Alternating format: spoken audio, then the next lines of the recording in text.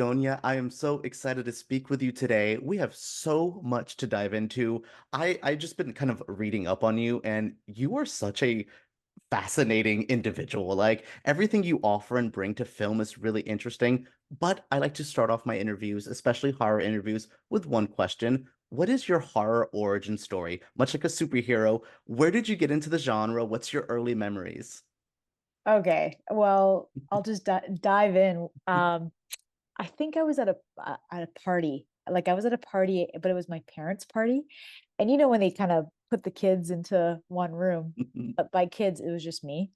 And I turned on the television and I thought I was being really cool and I put on Scream. And I was watching Scream, but I didn't get to finish it. And I was so mortified. And my dad came in and he was like, "You got to go to bed." Like he put me into bed, and all I could see is that Scream face, not knowing what the ending was. And I was like, I have to know because he's coming after me. He's coming after me. So that would be like the origin story of like my horror, the upbringing of horror. Oh, I love that one. I love that queer people, especially in the 90s, Scream just spoke to us for some reason. No idea why, but every queer person you ask ever is like, oh, Scream, I love it. I'm like, how? How did we all fall in love with it? Yeah, Oh, that's yeah. no, it's interesting. And that kind of brought you, I don't know how much horror you've performed in, but with Slay, you did such a fun job in this horror comedy. And it was interesting because it's really fun. It has the horror elements, but there's a heart and soul to this film as well. Can you tell me what it was like on set? Was there like that same vibe? It felt so inviting. It was like hands down, it was Jem and the team with Blue Ice. They created such an environment that everyone wanted to go to work. Like everybody wanted to be there. Everybody wanted to get, and we had to cram so much in a day. And having that flat out with the queens and the talented artists from South Africa, like everybody just came together and we're like, we are making something so different, but we love being here every single day. So you're absolutely right. You could feel it when you watch the movie that we actually just had the best time ever. No, it has that wonderful, I mean, I'm from the VHS era, 90s horror. It has that throwback feel, which again, it felt like it's made with love. I love our horror nowadays, but there's that missing, that soul to it. And it felt like that. What was it like? What brought you here? Like what drew you to Slay? Because again, I don't know how familiar you are with working in horror, but you felt at home. I actually wouldn't say I have a background in horror because I usually have gone through like sci-fi or dramas or comedies. But you're right, like horror has its own genre of that, you know, humanity that we're looking into, like the darkness, but also we can showcase so many things based off of horrors and stretch it out in Mhm. such a, for us, would be a campy way. Um, but this whole experience was all because I auditioned for something completely different for Gem, not horror. It was like a television show, and I was so close to getting it, but obviously things happen and we have to go different directions. But then Gem rang me up and was like, "What are you doing?" And I was like, "Take, just."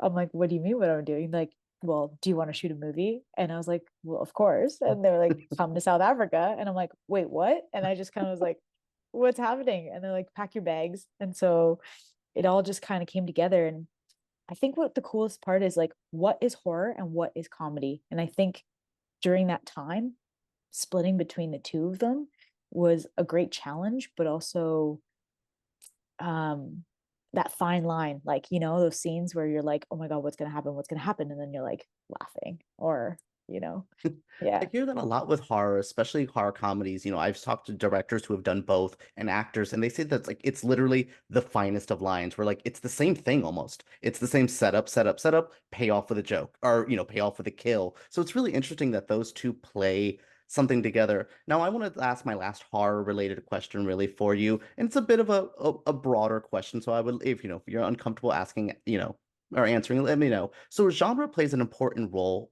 or gender plays an important role in the horror genre. We have the final girls, we have scream kings and queens, but as a non-binary performer, you kind of come into the genre different and new an element, do you find yourself wanting to maybe change the status quo or add a different element to it, like subvert expectations? Or do you find that gender does play a role in horror? So, and it's a bigger question, but I really wanted to ask you it. No, I really appreciate that question. I actually love that question because as a performer, I always want to break the binary constructs of storytelling, but also still, you know, give it homage to certain binaries. But the best part of being non-binary is that you can play all of them, right? Hmm. So I could look like the hunk, and then at the same time, still give that final female flair.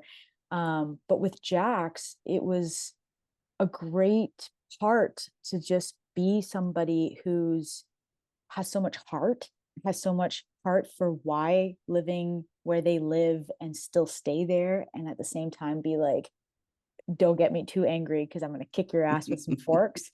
um and yeah, and I just wanted to bring that new balance to give other folks, either creators or even performers, to be like, it is possible. Hmm. It is possible to have someone that's not this or that, and they have such palpable energy on screen.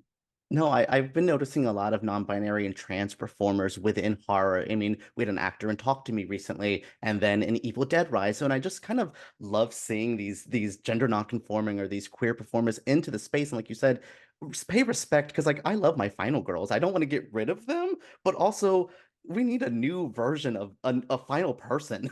Give me this thing, and I love that Jax kind of was this fun, weird role of like Yeah. played everything. Like Jax was everywhere in this movie all at once. And thank you for answering that. That was a fun question to ask you because you're very unique to that situation. Yeah, thank you. No, so looking, moving away from Slay and horror, I just kind of wanted to ask you about you.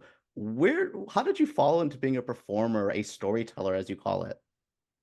I think it was my curiosity of wanting to do everything, and I say this, in a way where I just didn't want to be at school forever, right? I just wanted to be everything, but not stay in school for the rest of my life learning about it all. But at the same time, with performing, it gives me that opportunity because every role I've ever played or am studying, I go back to school. I go sit and I learn, and then bring that to the characters or performing. And then there's this joy that you have, um, something like Slay, like where you make people laugh, but also bring so much to it. And then there's the flip side where you're like, hey, this is part of humanity, and I'm going to fit into this world to tell you this really important story. So I was just so curious, and I still am. You know what I mean? Like, as I grow up, I'm curious, like, what else can I Hmm. be? Like, for you to be a dad, I'm like, hey, what does that feel like? And like, just to explore it. So I just always was, yeah, I was always curious about people and the world. So I think that's like the best way I could describe my falling in love in acting.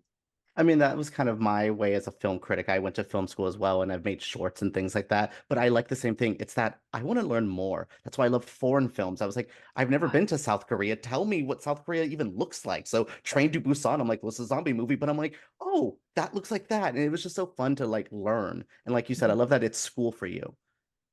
Yeah. No, is there films or performers that kind of really inspired you growing up, or even still to this day that you're like, a movie, a director, an actor that you're like, goodness, this was it.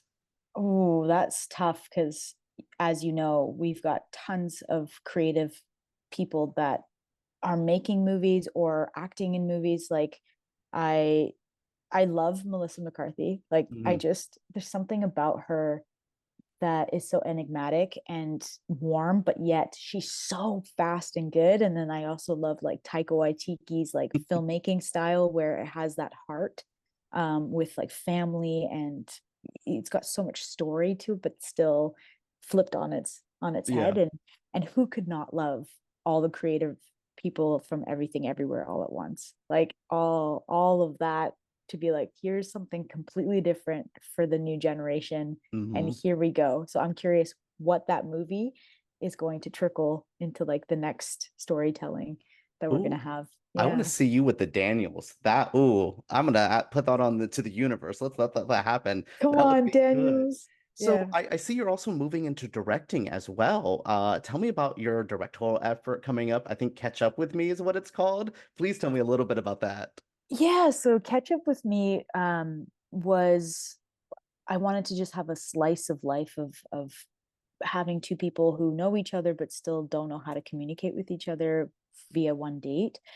But it was just more an exploration with that, and now I'm just switching into writing like a feature film that is completely the opposite than that meet cute that we have in Catch Up With Me.